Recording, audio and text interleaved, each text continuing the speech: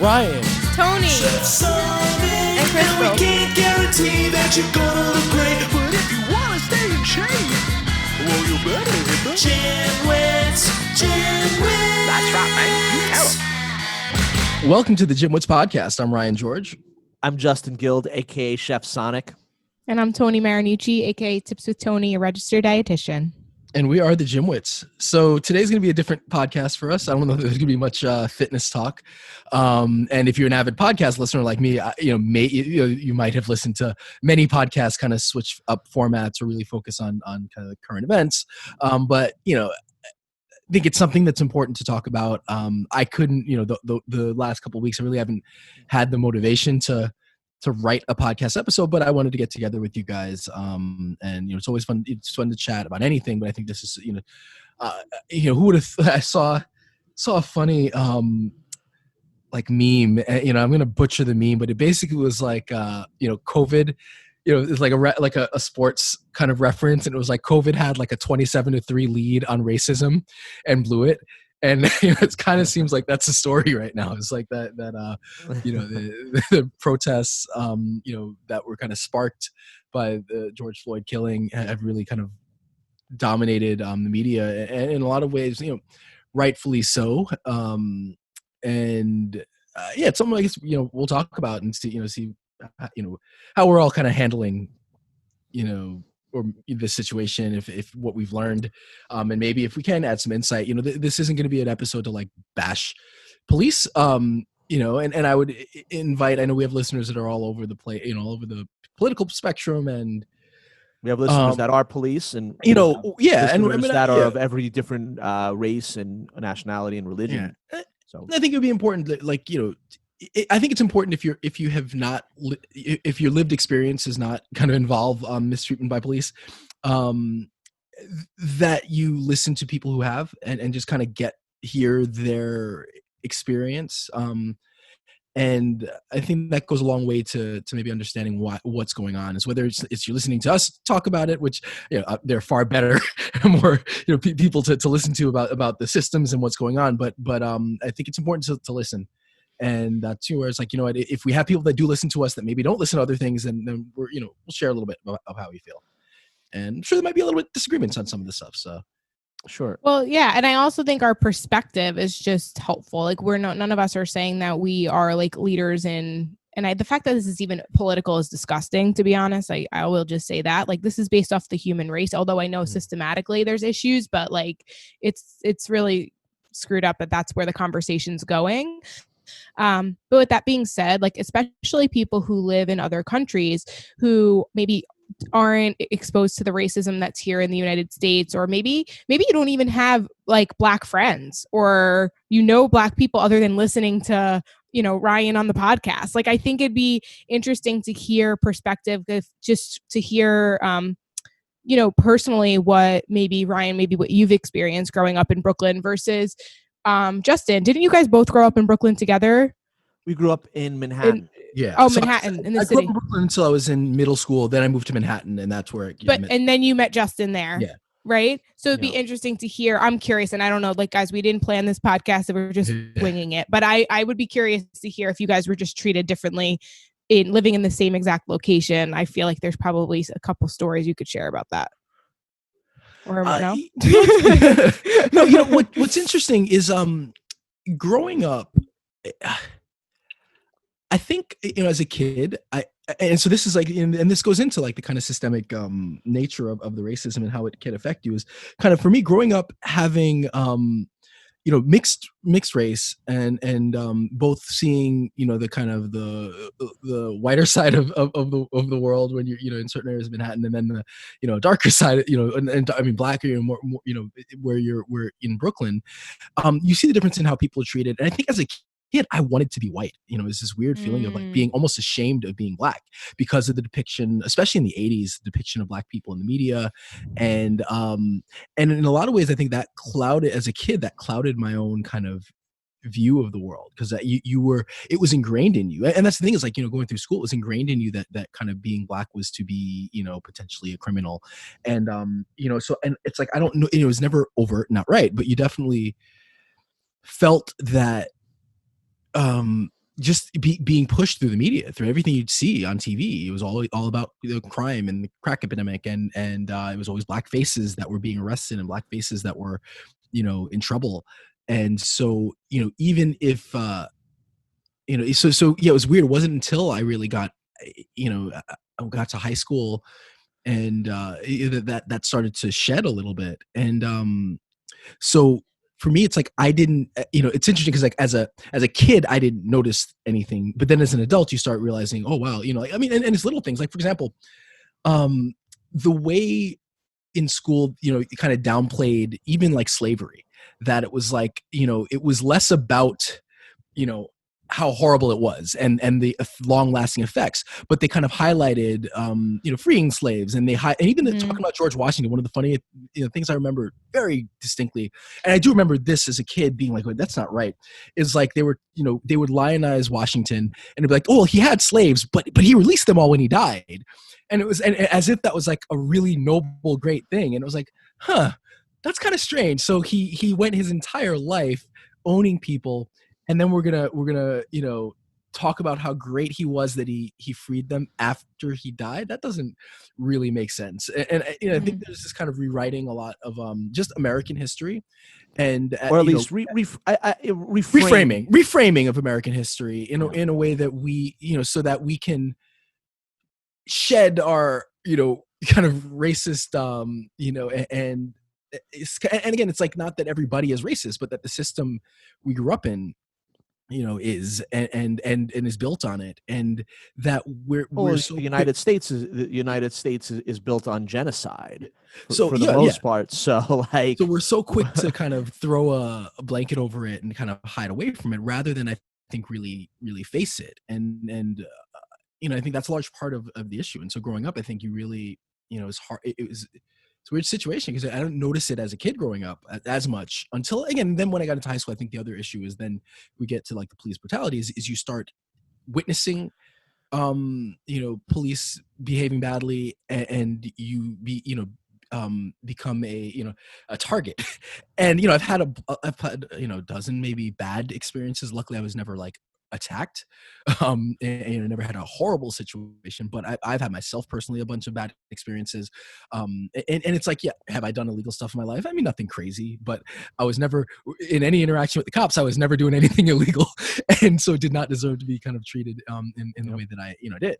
And I've seen worse, and I know people who dealt with worse. And so then you start kind of, your eyes start opening up, and obviously we know and it's been all throughout, kind of all over me. Well, I guess kind of the type of media you watch or pay attention to, but that, systemic racism, it is a thing. And we do have a system that seems to, really target Black people and, Black males in a way that it doesn't other people. And I think everyone needs their eyes open to that. And I think that, understanding that perspective and understanding why it's there and how to, and kind of figuring out ways to fix it is really important now. We see just in what's happened recently, but this this kind of stuff has been going on for so long. It's only that now we have cell phone cameras, because in the past it's like something like that, like what happened to George Floyd. It's like, oh well, they would have said, okay, he resisted arrest. They probably did. I think he resisted arrest, and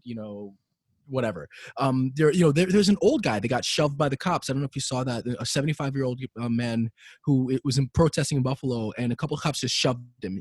He was bleeding from his ear, had to get taken to the hospital, and police report said he tripped. But you watch it, and it's like, no, they literally shoved him. So yeah, it's ridiculous. Like that, where it's and I remember another thing I do remember as a kid is my dad saying, like, basically, police word in court is gold. Like, they're generally trust anything they say is believed.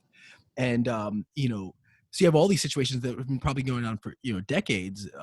Since police forces have existed, and here, and it was like, well, we believe the cop, and now we're seeing like there are a lot of these situations where it's only because we have cell phone videos that we can seriously believe it.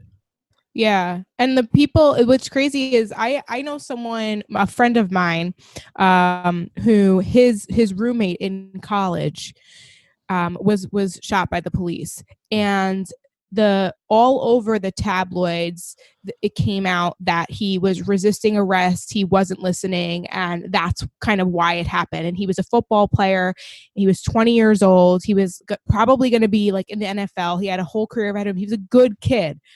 And there was basically that was the story, and that was what was believed. And then finally, so this is to highlight there are some good cops out there, his partner finally spoke out and actually released the video cam, because originally there was no body cam, somehow there was no video of it, and it was just taking the police's word. The partner finally came out, showed the video, and he was 100% compliant. Yeah. And it's just like, you don't, 1 second, something escalates and now this kid is dead. And we are only hearing about it after the fact because someone decided to step up and be that better person. So imagine just so many of the stories that we don't hear about or that people aren't speaking about. And you're right, it's just because of the cameras. That's the only reason why. The fact that what happened to George Floyd, if it wasn't caught on video, could like all 4 of those police officers would have gotten away with it, or if anything, maybe lost their job. Like that's usually what happens. They usually lose their job. They don't get charged or anything. It's ridiculous. It is sad. And I think that's the other. I mean, I think with the police, I think there are a few issues at play. With people. There's obviously there's training. I think that there. I don't know if it's not getting, de-escalation training, or working out ways to manage people that are dealing with, mental illness. Cause there are also situations where people are how do you work with someone who's mentally ill? Do you just shoot them too? Right. So I think that there are ways, there's some aspect of the training that needs to be better. I think there's a cultural problem among police. So that's the other issue is like, I think that, I don't think all cops are bad. But I think the problem is that, so I was thinking we were playing Dungeons and Dragons and I had this like analogy where, so you have the evil cops, right? So like good, evil, and neutral. So you have the evil cops, which are the ones that are going to shoot and, ask questions later and are racist and whatever. Then you have the good cops are the ones like you talked about that will release the body cam footage and that will not kind of stand behind that blue wall and that will speak out for what's right. And then you have the neutral ones, which they're not going to actively go in and try to kill people, but they're also, they're not gonna rat out their friends or rat out their coworkers or their brothers or sisters. And so I think the problem is that we seem to be lumping the neutral, like when we talk about the good cops versus bad cops or bad apples, we lump the neutral ones in with the good ones because they're not actively being bad.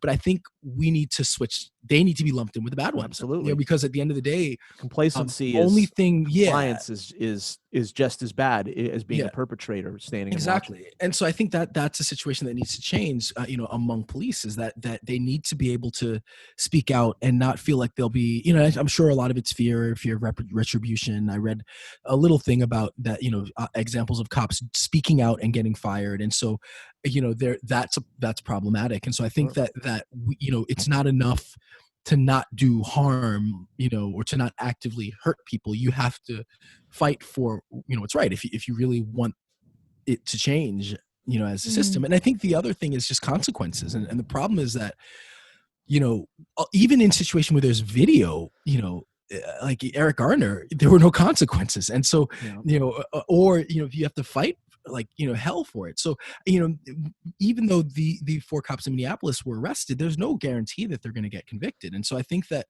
the officers that do display this kind of aggression and violence need to face consequences. And, and maybe police departments as a whole. And I think there is this kind of push to defund police departments. And I don't know, I'm not sure how I feel on it because I haven't read enough about it. But I think that there needs to be systems in place that they face consequences for their actions. And then I think that that's the only way you kind of start to change it. And also like I think that there's I don't know if it's like a chicken or the egg, which comes first, but like I think there's a certain type of person that gets drawn towards becoming a police officer, or it turns you into a certain type of person. Cause I've experienced, firsthand, just this kind of aggression and this we always say it, and maybe it is that it turns you into it a little bit, that people that have some like, like the security guard at like the rec center tends to act like they're, better, have this kind of sense of power over you and wields it in a weird way. And maybe that, it's like that with cops, that they have this this power over you, and they demand respect, and they demand you treat them a certain way. And there's a certain bit of humility that has to come with being in that position. Like you have to have, there's restraint. Like you don't get away with, like, if somebody, even if someone calls you a name or something, like that's not grounds to like beat them up or arrest them. Like there's a restraint that comes with the territory, and it's a hard job. I wouldn't want to do it, and I respect people that do it. But you also, when you make that decision for that to be your career, I think there is a certain level of restraint that you have to show, because you're in that kind of position of power. Yeah, I think that and sort of we've jumped into the macro look of it, that as with most things, the answer comes from the top. When you don't have proper leadership and sort of and consequences goes into that, you're going to see things like this happen. If you have consequences, if you have good leaders, police chiefs, mayors that are basically laying the smack down and saying this cannot happen and there will be consequences for it, then you'll start to see the system improving. But as long as you have as bad apples are given slapped on the wrist, and people are protecting each other, and there's no fear of consequence, there's no why change, especially if you're in a position of power. You're always going to want to keep that power. If you like the status quo, you're going to try to keep it. So I feel that there has been a history of lack of consequences and lack of quality leadership. And right now, a prime example of that is in Manhattan with de Blasio, who's quite possibly the worst mayor in the history of New York, is just handling the situation just so poorly. And I think there's been a big history of that. And when things come from the top, when things are handled poorly at the top, you can expect things to be handled poorly at every junction on the way down. Yeah, that's so funny because like I want to like de Blasio, but he's so incompetent. So how have things been in Nashville as far as the protests? And there have been protests. Things haven't gotten haven't really gotten violent. There hasn't been looting and rioting like there have been in other places like New York, for instance. So, but there have been people have been protesting and speaking up. Well, I think that's the crazy thing. It's a shock that it's taken a life of its own. Because there've been so many, I think you become a little desensitized to it. And we just have this every few weeks. There's some story of somebody getting, an unarmed person getting killed. Sure. And I don't know what it is. It was brutal. I don't know if you guys watched the full video. Sorry, hold on a second. Go ahead.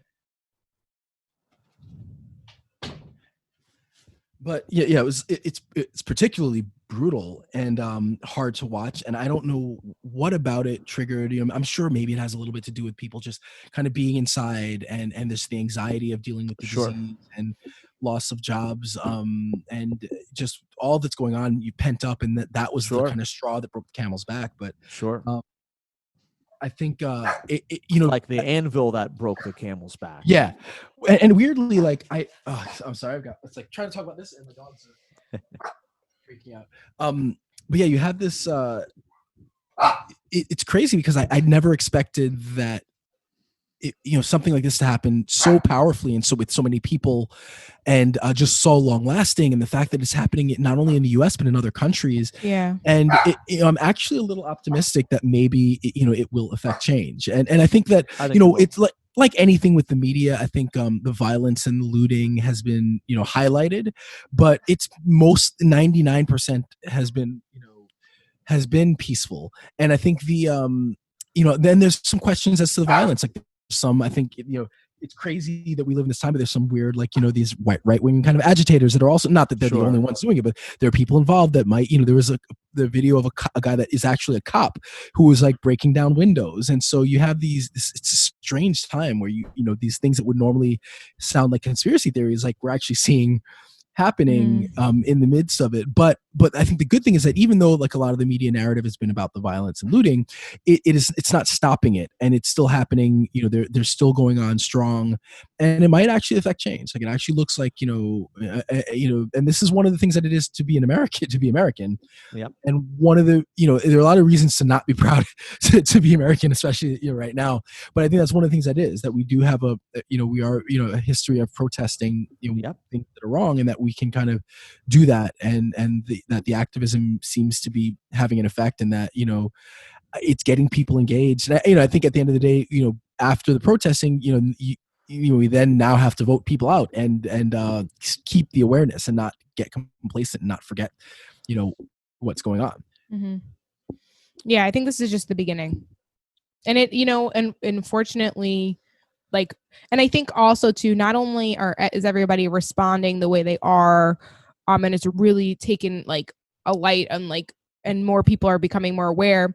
I don't, like you said, with what happened with George Floyd is just like it's happening every week, where we're hearing that a black man or even women, there's women that have been, mistreated, not even by the police, just by, everyday people. Like, well, there's a situation of like, you don't even have to be a cop to do like the guy. Yeah, it's disgusting. Yeah, like it's just crazy. And I think that, but I think what really, like you said, in addition to just everyone being home, I think the video footage of how nonchalantly that police officer just stayed and while this man begged for his life for 8 minutes, and I think it was 8 minutes and 46 seconds or something like that, like disgusting. And like with his hands in his pockets, I had my boyfriend on my podcast to share his perspective and everything, and he made a really good point. He's like, you instill power or control when you feel threatened. He had his hands in his pockets with his shoulders slouched. He clearly wasn't threatened for 8 minutes. Everyone, I went to a silent protest the other day, and they had us take a knee in honor of him for 8 minutes and however many seconds. You know how uncomfortable that was? Like just to sit on your knee, like the fact that this man it was just straight evil in his eyes. And I think that's what people saw. The fact that you can, and the fact that 3 other cops were there watching and on top of him. Exactly. Like that's an issue. Like you can't argue that. So everyone, although we know that this has been going on for years, I think just that vision, that sight of really like how in broad daylight, as if like it's just chilling. Like that's insane. And I think people are finally waking up and realizing like, if people are even arguing, like you said, these guys might not even really, even though they're getting charged, they might not get convicted. Yeah. Like, so I think people are recognizing that. He will. He has a history also too of complaints. That's the craziest part. So that's the other thing. It's like that's where the consequences matter, because he was involved. He was in I think it was like a chase where people died because of an accident. There was another, like at least 1 or 2 officer involved shootings involving him where it killed people. So it's like this isn't the first time, right? And so like it's the first time he got caught. Yeah, it's like that guy should not be on the street. He clearly was a danger to society. And so it's like that's the issues. We need to rid those types of people from the police department. Like they can't exist in that world. Like they clearly he should not have been there. And so yeah, I think there's it's just it's mind-boggling that but that they're bad actors like that. And I mean, I just think it again, it's like like black people have been saying for a long time, like we're targets of police. And I think that now this is being highlighted. It's very hard for people to deny that. And I think that's why it becomes like it does become politicized. And then you'll see like they'll try to talk about, oh well, he had a criminal history, or he had this person did that, or what, and it's like, well, that doesn't you're matter. Not supposed to be tried on the street. Yeah, exactly. Yeah. Like, and you don't deserve to die. Like even unless you committed murder intentionally. Like even people who do commit murder don't even get the death penalty, or like sometimes they don't even get a whole life in jail. Like the fact that you are killing someone on the street before they even been to trial, like that's in America, you're supposed to be free to a trial and you're innocent until proven guilty. So Yeah, no, exactly. So, and it's just a way to like muddy the waters, and yeah, it's unfortunate because I think it is a situation that like this is something that all Americans should rally around, because yeah, at the end of the day, while I think disproportionately Black people and other minorities deal with the problems with policing, it's not they're not exclusive, and there are plenty of white people who have had dealt with police brutality and have dealt with issues relating to bad police officers. So it's not just I think it's more disproportionately racial, but it also is class. I And so saw a statistic today that said if you're a Black man is 2.5 times more, and I don't even know how accurate this is. It's like basically you're twice or almost three times as likely to be killed by a police officer if you're Black. It's crazy. Yeah, no. So yeah, so and it's if you like, think about the number, there's not that many Black people in the United States compared to the overall. Well, that's what it is. It's based Right. off ratio, because a lot of people are arguing that white people get killed by the police too. But it's like, yeah, but if you do it at the There's- rate at which Yeah. the proportion, 30 it's just million, disgusting. yeah. It's Yeah. not. Exactly. Yeah, it's like there's more. Yeah, like that. I've heard that too. Like more people. Some people say, well, more white people were killed by cops than Black people. It's like, well, yeah, but Black people make up 13% of the population. So Yeah, that's one would expect that to be and- the case. yeah.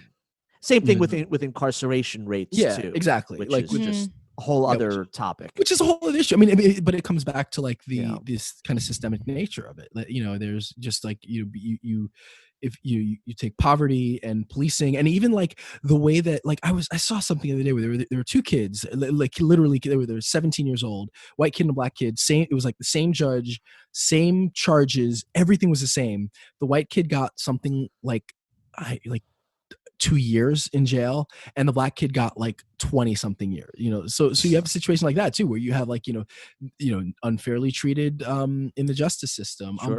But and then kind of going back to my own experience is like it's not just that, it's just like you're living in the world. Like you kind of, if you're Black and especially a male living in the world, you have to change the way you act in certain situations. Like if I'm walking, I mean, just like little things. Like even the other day, I'm walking into my building. It's my building, I live here, I've been living here, I've lived here for a year, but because somebody is white woman is white, and not getting into that whole thing, but just like I naturally, because someone's walking in ahead of me, I slow down and wait until they get in, and then I'll go in myself, because I don't want them to be afraid that I'm like a bad actor. Or like if I'm if I get into an elevator especially like in a fancier building, and someone gets in with me, I have to change my posture and kind of like look, almost deflate myself, and look down and look sheepish, or smile, just so that they're not afraid. Or if you're kind of walking in the street, behind somebody, that you have to kind of walk at an angle, or kind of, so there's this weird thing where, you can't only be self-involved or self-aware, but you have to be aware of how other people perceive you, and then try to make yourself be less fearful, because otherwise they're going to clutch their, which I've had tons of times, like get into an elevator with somebody who just instinctively clutches their bag, or like, you're walking at a safe distance, but somebody will turn a corner, turn or stop to the side, or wait for you to pass. Like just, and who knows how much of it is them actively thinking about it or not, but that there are just in the world, just by being Black, you're kind of automatically often perceived as a potential threat. And again, it's not, and like you pretty much talk to any Black male, and they're going to have similar experience. Sure. In interacting in the world, where you're not only aware of your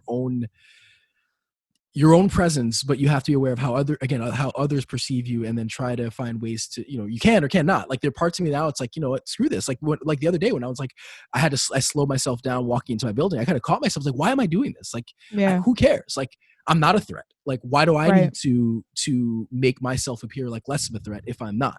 And it just goes back to kind of this thing that's ingrained in you, from just interacting in this world for so long, that does have this kind of component of it that sees a Black male as a threat. And I think it finds its way into the minds of, people and police officers. And then even if you're not actively, even if you don't consider yourself racist, I think it's so ingrained that it's something that needs to be worked through. And for some people, that if you're unwilling to even kind of think about that or consider that, then I encourage you to, because that's an aspect of the experience of somebody who it really kind of colors who you are and how you perceive the world. And the one, way we get to fixing it is like, I'm not to say, again, I'm not saying all these people that, that instinctively, again, like clutches a bag, that they're racist, but there's clearly well, it brings up a great yeah, point. yeah. What you're saying, and it was a term that I've heard of, but my girlfriend really let me know about it. It's a little something, and it's very related. It's something called white fragility. Mhm. And I'm not a sociologist, and I can't give you the best explanation of it. But when you hear when you see someone say something like, "Oh, all lives matter," right? They don't get it. Yeah. Right. The reason why the Black Lives Matter movement exists is because of centuries of persecution and unfair treatment that needs to be brought to the attention of American public and of the world. So when you say something like, "Oh, all lives matter," right? That in itself is a racist statement. Yeah. Right? Because you're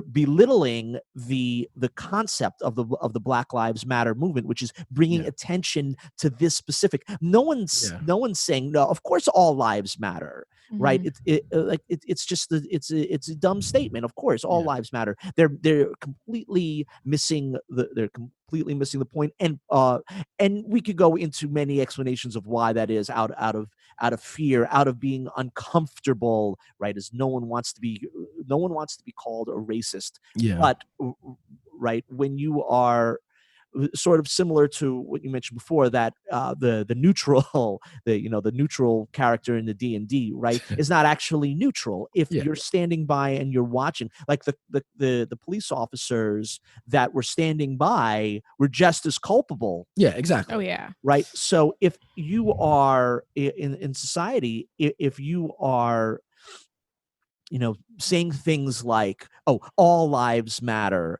or any of those sort of, or any sort of those excuses, that is being culpable as well, right? And we need everyone to change. We need everyone to open their eyes. Well, yeah, it dismisses what Black Lives Matter kind of stands for, and that it's like we, and I guess there's like it should have, not that it should have been, but like, Black Lives Matter too, then makes it a little clearer that we're not, it's not, nobody's saying that it's the fact that you have to even say that Black Lives Matter, like that's the problem. Like, yeah, exactly. And actually, all lives don't matter, because some people believe Black lives don't matter. So therefore, all lives matter will only make sense when Black lives matter. Yeah, and the other issue is like when people say that, it's like, well, they don't believe that about immigrants, or they've got people kind of in cages down south. Yeah, and then that's the irony. That's the irony about it. Exactly. So it's like the people that say all lives matter generally mean like all white lives matter.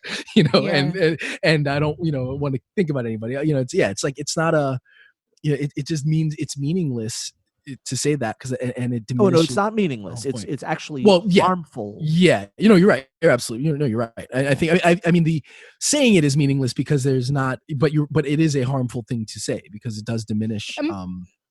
Sorry, no, I was gonna say, and part of it might just be not being educated and being aware. Because I know, like, you put me back a few years ago, even though I'm aware of racism and all that, and this is my white privilege, and I'm going to be really honest. My white privilege was just, I wasn't into politics. I wasn't really into movements like this. Didn't consider myself an activist. Like, I just took that role. And obviously it just means that I was ignorant and I didn't educate myself enough. So this is also, I just want to be aware, like, there's always room to educate yourself, to grow, to become more aware. So hopefully you're hearing this and recognizing, like, oh, maybe I didn't hear that perspective before, and now you hear it. Well, a lot of it, it's interesting. Like, I think almost it comes back. It goes, not that it goes. So there's like, I've heard this, people say, like we elected a Black president. And I think, interestingly enough, I think a big spark for a lot of this was us electing Obama. Because, I think that for a lot of people, I think it was an incredible moment. One of the few, like as an adult, one of the few moments I cried was when he won, the election, and when he was inaugurated. Because I think for many Black people, I think we were led into this false sense of security, or this false kind of feeling of like maybe we're entering into a post-racial America. Like if we can elect a Black president, we can do anything. I think we always heard that growing up. It's like America would never elect a Black president. So it was this weird logic of, well, if we elected a Black president, we must not be racist anymore. And so I think a lot of people got very complacent about that. I think that was kind of one part of it. I think another part of it is that I think there were a lot of things that Obama did that really well. I think he also, though, governed a little too much to the center, and I think that, and maybe it was a complication of being Black was almost that like the right type of Black person had to be elected, and which has always been the case of any time someone has broken the racial barrier. Like he was, and unfortunately, I think he didn't focus enough on civil rights, especially early on. And maybe that was part of why he won, is because he was a Black president, but he was not, his platform wasn't on civil rights and on improving the lives of Black people. So, outwardly. And so, but because he was the first Black president, I think it was such a huge moment for many people that I think we got a little complacent. And then at the same time, you had the racists kind of coming out of the woodwork because like they were not going to have it. And so you had this weird situation where then 8 years later, they're at a boiling point. We haven't fixed anything. And in fact, like I was Cornel West, who's like one of the most important, I think, thinkers of of our time, and I encourage you to listen to anything he said on this or on anything. But like, even he said, like, the Black Lives Matter movement didn't start under Trump. It started under Obama. It started under a Black president, a Black attorney general. And I think one of the unfortunate aspects of his presidency is that he didn't really get much done on where it comes to civil rights. And so I think that was I think something that really kind of blew this out of the water a little bit, and that we didn't make any progress on that is really kind of unfortunate. And but at the same time, maybe it's what we needed, because we did need the kind of that element to come out of the woodworks, because now we really know who's, not that we do, but a lot of people have kind of outed themselves on how they feel. But I don't know how I got onto this rant, but well, no, but I think that's important to mention that, like, maybe the thing is like you're expecting a president in 8 years to reverse and change things that have been going on for 400 plus years. Like that's a lot of expectation. And I actually received an email from someone this morning who had listened to the podcast that I put out with my boyfriend, and she is a Black woman, and she basically shared, I'll just read like a part of it. She said, too many people thought that because Obama was a Black man, he could change the systematic racial and social injustice, but he himself was dealing with it even as the president of the U.S. Yeah. And it's saying how Black people turned away and all that stuff. But I mean, that's the thing. How do we know? That's the crazy part. I don't know if you guys watched the Netflix documentary 13th, the 13th. Yes. Yeah. It's very good. Yeah, I would. Yeah. And it just goes to show, like, maybe that was to kind of please, who knows who like actually voted for Obama or Trump or anything. I think all that stuff is BS. I'm still going to vote. I'm not saying I'm not going to vote. I'm still going to vote. But like, who the heck knows if they did that intentionally to maybe shut up the Black Lives, like you said, it started then, but like just to maybe like please the Americans and like make it look like we're being progressive when it actually we're not. Like, yeah, well, no, I think I definitely think and that's a problem. I think. Tone, if you're really starting to want to go down these routes, we can maybe we can talk about whether 9/11. Okay, let's not get into that, Justin. All right. So I find it's tough. He was in a really tough spot because I think he dealt with a lot of racism, and he also had to govern in a way that I think he had. But I think he should have at some point. My only not criticism is that I think there was a point early on where I think he should have realized, they're gonna screw with me no matter what. I've got to fight for what I think is right. And he did eventually, right? But it was a little late. And I think there was signs early on where it's like, you know what, screw it. Like they don't care. I think we saw early on that a lot of the opposition were not happy with him being there, and they treated him differently. And he was facing so much resistance, largely, I think, because he was Black. And I think that was the only thing where it's like he should have just fought it earlier. But it is what it is. And I think, it's like, you're not going to stop it. And I think that a lot of us were just gullible in thinking that we were kind of approaching this kind of post-racial America where, hey, if we could elect a black president, then we're great. And I think it was more of like this kind of almost like tokenism, like, yeah, see, we voted a black president, so we're not a racist country anymore. And that's what I've heard people say. It's like, oh, well, we've elected a black president, so how bad is the country? And it's like, no, that doesn't work that way. The systems are still, in place. And yeah, like Tony mentioned the 13th, I highly recommend that documentary, just as a way to show you how easy, how not how easy, but just how ingrained it is in our country. And that we, if we don't, at least pay attention to that, because like just being aware of that will allow you to see like how, yes, life is harder for, it's like we talk about privilege, and it's like, privilege isn't that like, the poor, because there are a lot of, if you're poor and white, that doesn't mean, you can't have a struggle and you can't have a hard life. And that if you're a poor white person, you're looking at, you have like a rich black family. It's like, yeah, we're not your life is classic thing. We're not saying that like that it's you're better off, but it's like your the color of your skin does not play a role in your place in the world and how the world perceives you. And I think that's, the difference is like, if you're a person of color, like that is like a badge on you, at all times, like people see, I hate when people say I'm colorblind. I kind of really hate that phrase, because like nobody's colorblind, like it doesn't exist. And if you are black, like you that is part of your identity in a way that it is not when you're white, and you just will be treated different in the world. So it's like, yes, you can be poor and white, yes, you can be rich and black, but like, for example, like I'm not rich by any means, I'm happily kind of middle class, but like I've not known fear like I did so I just started driving.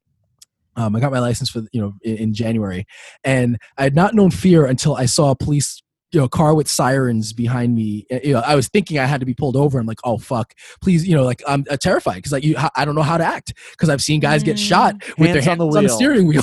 So luckily, I guess he just wanted me to move over because he was trying to, he was on his way somewhere, so like it wasn't stopping me. But like I really I don't think I've ever been as scared in my life as when I saw the sirens behind me, because you just don't know what's going to happen in a situation like that because you're black. Then that's the problem. You're afraid of getting shot. I'm afraid of getting a ticket.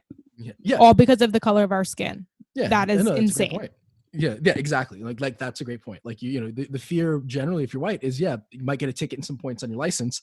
My fear is like, screw I'll pay you. I'll pay the ticket. Just don't shoot me. And I think the people don't understand that, or if you don't understand that, to kind of be aware of that there's that's what the privilege is about. That's, exactly. That's why that whole situation in Central Park with the bird watch, the dog. You guys saw the dog and the bird watcher. I didn't. Can you elaborate? Oh wow, that was so maybe.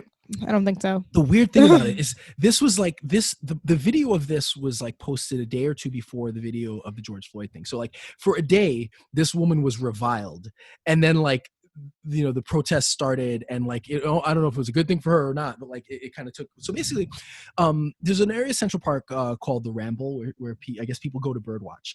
Now Central Park, the way it works is if you have a dog off leash, if you have a dog in the park, they can be off leash between like, I don't know, I think it's like 9 a.m. or 9 p.m. between 9 p.m. and 9 a.m. something like that. It might be off by an hour or so, but it's something like that. But certain areas of the park, you're not allowed with the dog on leash at all.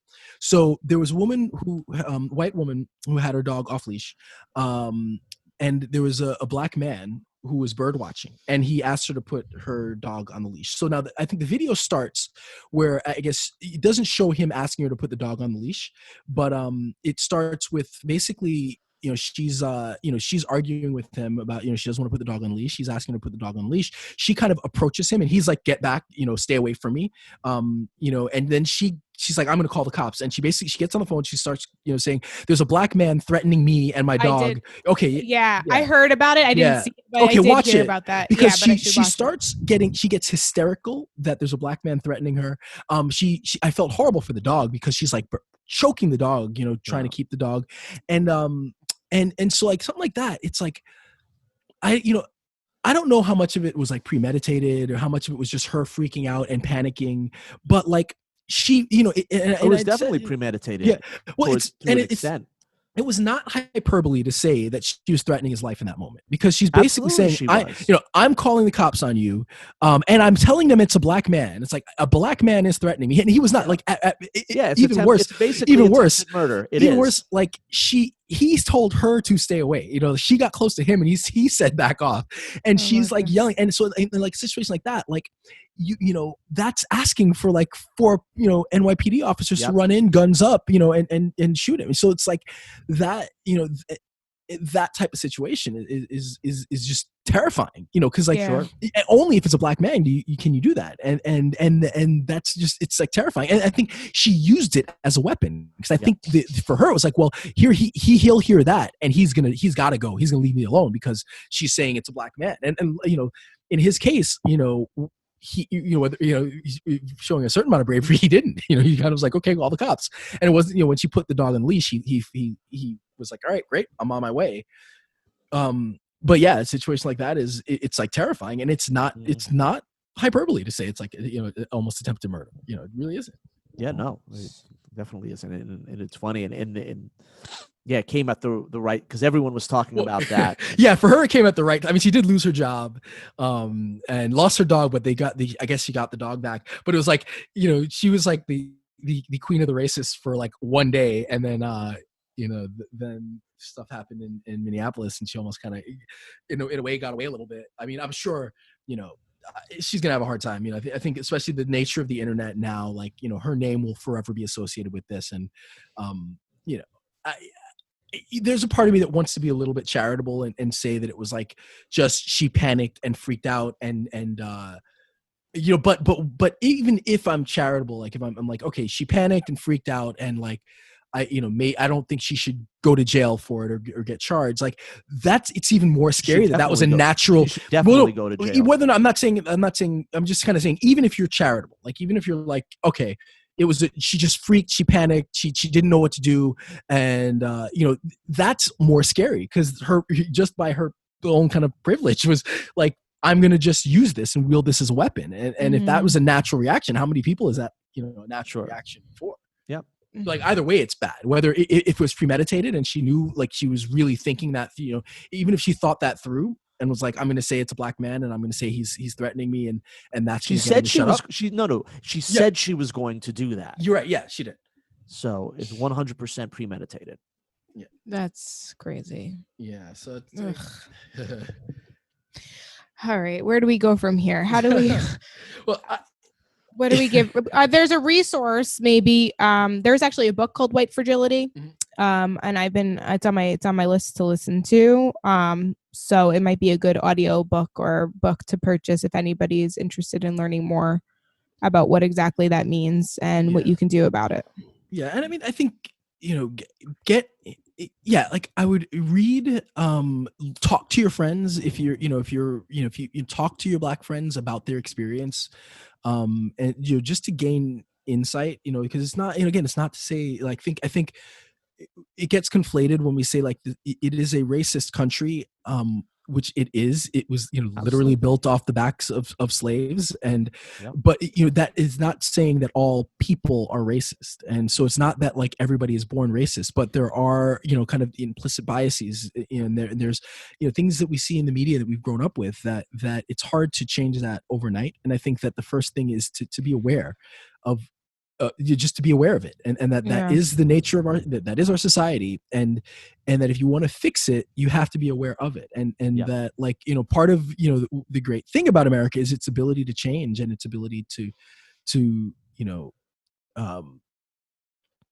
improve, and we have improved. It's not like things are worse, and that there are opportunities for minorities, but it's still not anywhere close to being fair or even. And I think the first thing to do, is like read, talk to your friends, and try to gain a better understanding of that perspective. And again, understand that when we say it's a racist country, that it's not that, it's that the systems are built on the backs of hundreds of years of it, and that it will take a while to fix, but that if you want to be part of the problem, you have to be aware of that and know that, and are part of the solution to be aware of that and know that. And I think we got to vote, and I think local elections are really important. It's really important that we know who's who we're voting for, what their platform is, whether it's mayor or city council, or what their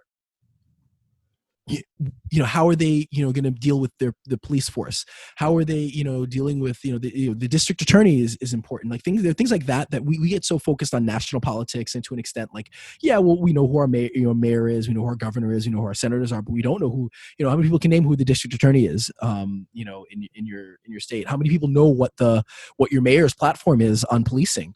And so kind of knowing that and voting that, I think the best way to affect change that you can feel is locally. And so I think that getting more involved there, but get out in the streets, go to a protest,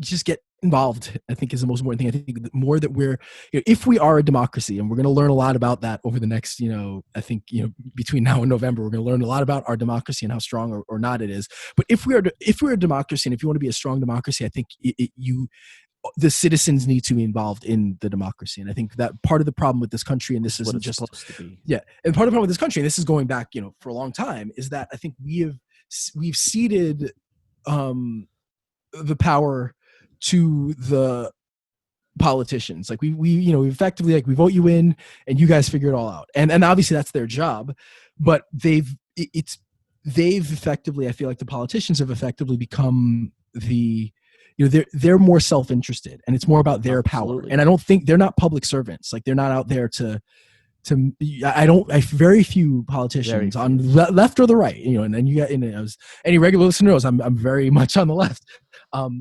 But I don't think many of the politicians are really out there career politicians as public servants. And so I think that if we want to hold them accountable, and if we want them to be public servants, we need to be involved. If you want a strong democracy, you need to be involved in the democracy. Yes, they're the ones that are going to write the legislation, but they have to write the legislation, or they should be writing legislation that we want.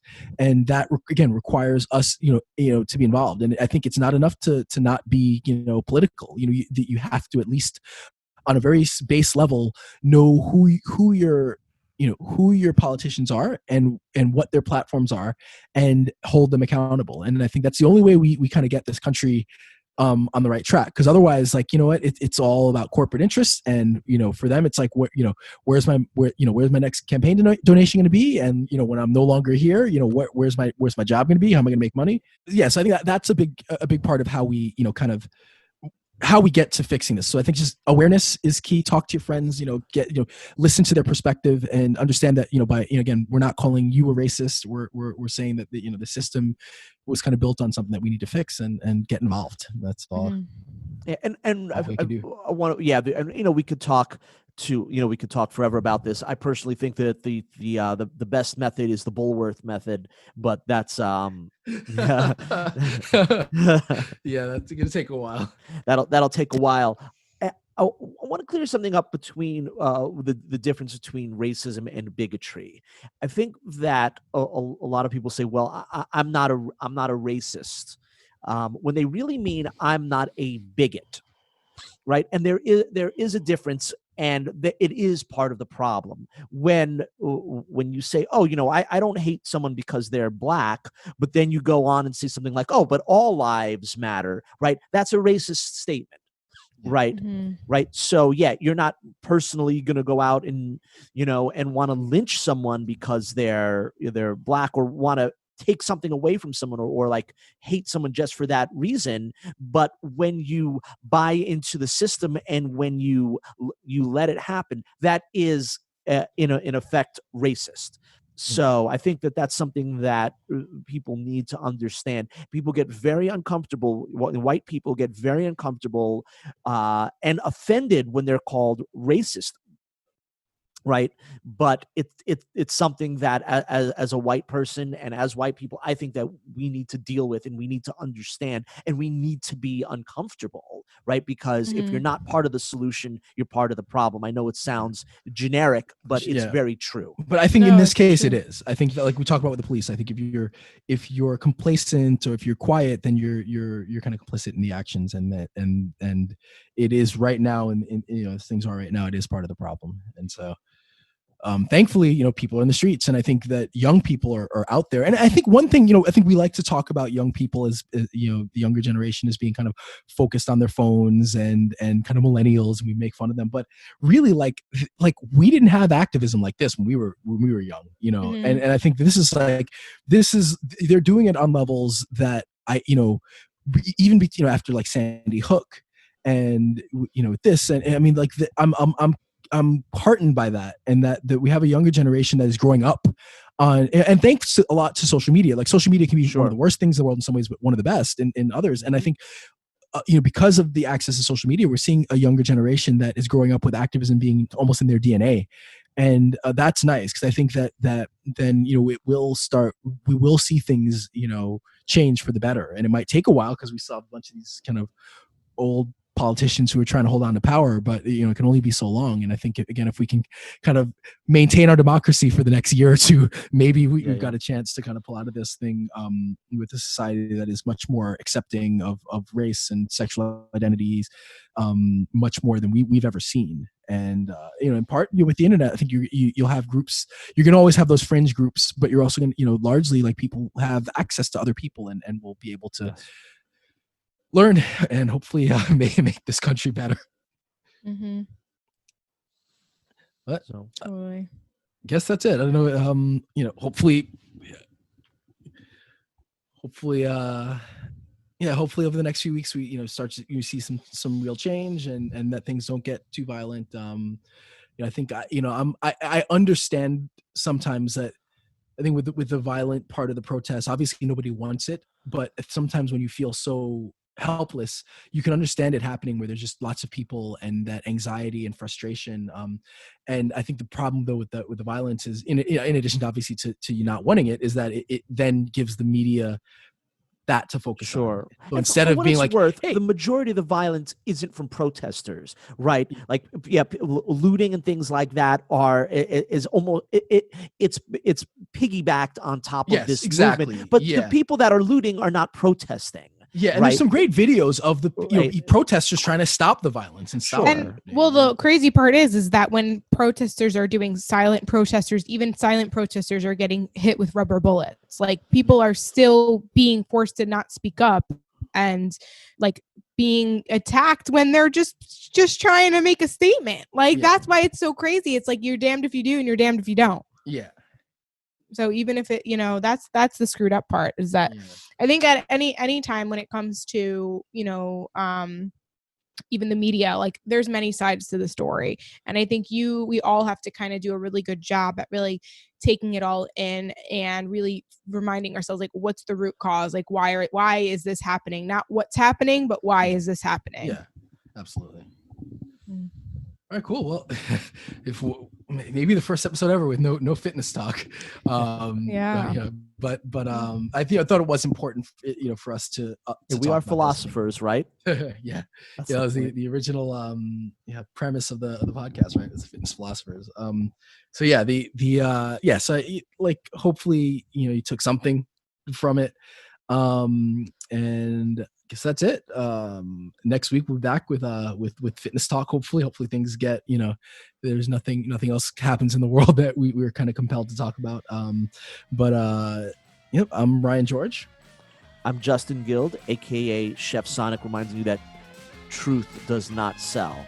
I'm Tony Marinici, aka Tips with Tony, a registered dietitian, helping you get healthy one bite at a time. And we are the GymWits.